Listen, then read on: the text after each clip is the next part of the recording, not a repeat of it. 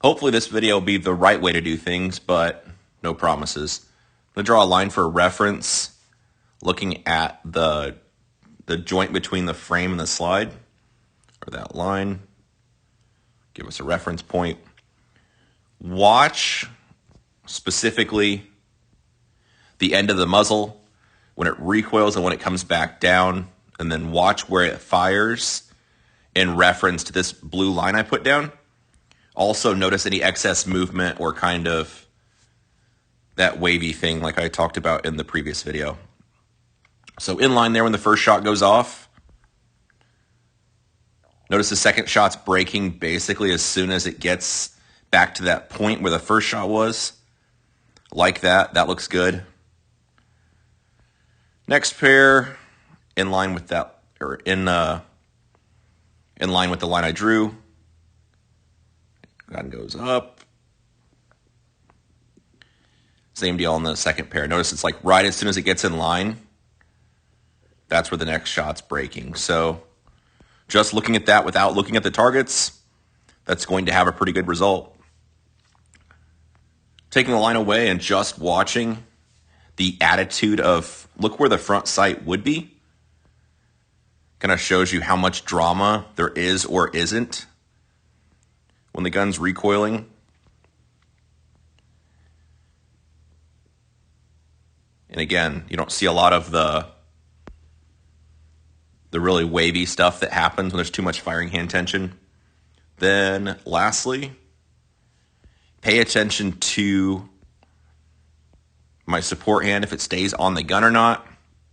Specific attention, a really good indicator is just this spot between the underside of the trigger guard and my support hand to see if it's all kind of staying in one place or if they're separating. And there you can see my hand staying in contact with the trigger guard.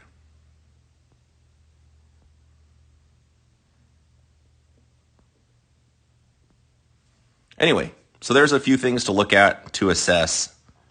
Overall, regardless of how good the results are, I work under the premise that anything could always be better.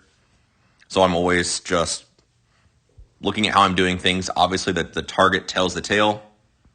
If you are, say that's the spot you're shooting at, if you are a right-handed shooter, the bullets start going up and to the right. That is going to be not having enough support hand pressure. The gun's getting away from you. Bullets start going down and to the left. That'll be too much firing hand, either pushing into the entire gun when it's firing, or too much tension, pushing into it, trying to stop it from recoil and trying to fight it. So either way, normally it's quite common, as you can see where these two lines are going, to have almost, call it a seat belt across the target. This is pretty common. We'll have some variation of that while you shoot. It's pretty common to have,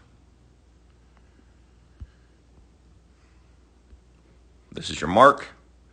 A pretty common thing would be, first shot, second shot, this kind of thing, where you'll see those, disperse at varying degrees depending on how much you're pushing into it. And typically, if you're going to get that high and right shot, that will be the second shot. So anyway, hopefully that makes sense. The goal for doing that doubles drill, in a perfect world, you'd have a kind of a concentric pattern. So you've got, maybe they're not going to stack them all, but you'd want a pattern more than